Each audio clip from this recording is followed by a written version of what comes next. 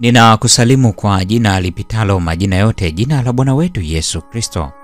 Ninakualika katika mfululizo wa masomo ya kesha la asubuhi kwa mwaka 2025. Leo ikiwa ni Mei 18. Tunaendelea na mfululizo wa masomo yetu mwaka huu, na masomo haya yanasema muinue Yesu juu. Tuombe. Mtakatifu Baba yetu na Mungu wetu ketia mahali pasiri juu mbinguni, jina lako takatifu litukuzwe. Ninakushukuru kwa sababu ya ulinzi wako. Ninasema asante kwa sababu ya wema wako na fadhili zako za pekee. Asante kwa namna ambavyo umetulinda na kutujali. Asante kwa namna ambayo umetuongoza na kutuheshimisha. Tunakushukuru kwa msamaha wa dhambi ambao umekuwa ukiutoa katika maisha yetu. Enda nasi asubuhi ya leo. Enda nasi katika shughuli zetu baada ya kujifunza somo hili. Zaidi sana ukatufundishe kutembea katika njia yako, tukaendelee kuyatenda mapenzi yako.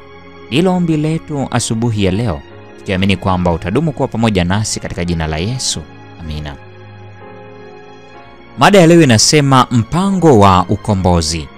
Imejengeka katika kitabu cha waraka wa pili wa Petro sura ile ya kwanza aya 3. Neno la Mungu linasema, kwa kuwa uweza wake wa uungu umetukirimia vitu vyote vipasavyo uzima na utauwa, kwa kumjua yeye aliyetuita kwa utukufu wake na wema wake mwenyewe. Ulimwengu wa Kikristo unaoelewa hafifu mno wa mpango wa ukombozi. Mwanadamu anavyofundishwa sasa na watu wanaodai kuyafahamu maandiko, kamwe hawezi kujua ukubwa wa anguko lake na hali yake ya chini. Lakini utume wa Kristo utaufunua ukweli kama ulivyo ndani ya Yesu. Mwanadamu anaweza kujua kina ambacho kwacho amezama tu kwa kuutazama mnyororo wa ajabu wa ukombozi uliotumiwa ili kumvuta nje. Ukubwa wa kuharibiwa kwetu unaweza kutambuliwa tu katika nuru ya Mungu iliyoonyeshwa kwenye msalaba wa Kalvari.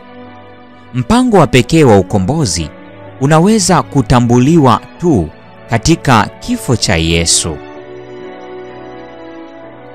Ulimwengu kwa hekima yake wenyewe hauwezi kupata kumjua Mungu wa kweli na aliye hai kwa usahihi. Kristo alipokuja katika ulimwengu huu, akiuvika uungu wake kwa ubinadamu, jinsi alivyotendewa na mamlaka kuu ya taifa lililodai kumjua Mungu, kulidhihirisha kikamilifu nguvu ya hekima na akili ya kibinadamu. Akili yao haikuweza kuunda wazo sahihi juu ya Mungu kupitia njia na kazi zake. Mwanadamu anaweza kuiishi sheria kwa njia tu ya kumwamini Yesu Kristo. Mwanadamu hawezi kujiokoa mwenyewe, bali mwana wa Mungu hupigana vita vyake kwa ajili yake na anamweka mahali pafaapo kwa kumpatia sifa zake takatifu. Na mwanadamu anapopokea haki ya Yesu, anakuwa mshirika wa asili ya Mungu. Anaweza kuzitunza na kuziishi amri za Mungu. Petro anasema, tena kwa hayo ametukirimia ahadi kubwa mno za thamani, ili kwamba kwa hizo mpate kuwa washirika wa tabia ya uungu, mkiokolewa na uharibifu uliomo duniani kwa sababu ya tamaa.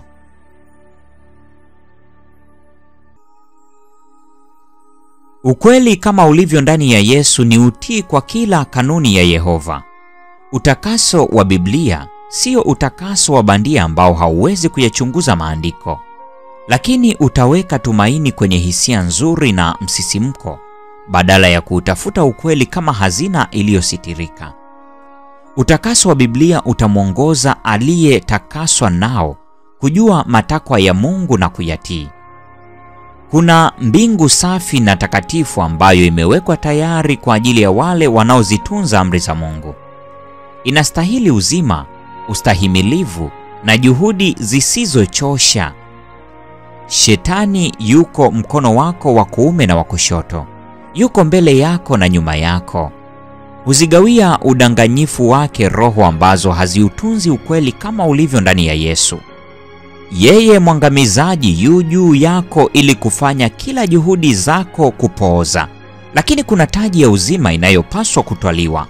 Maisha yale yenye upatanifu na maisha ya Mungu. Na wale ambao hawafungi mioyo na akili zao kwa usadikisho watajifunza kile upendo wa Mungu mtakatifu na mwenye haki ulivyo. Kwa maana ni kanuni ya kushangaza ifanyayo kazi kwa namna ya ajabu na kushangaza ili kuipatia jamii ya wanadamu wokovu. The Review and Herald, Februari 8 ya mwaka 1898. Hii ni Mei 18, mada ikisema mpango wa ukombozi. Na kwa nukta hiyo ndio tunakuwa tumefikia tamati ya tafakari ya masomo haya ya kesha la asubuhi. Na hii inatufanya tujiandae kwa ajili ya somo linalofuata. Kwa neema yake Bwana tukutane hapo katika somo linalofuata. Mungu atubariki sote.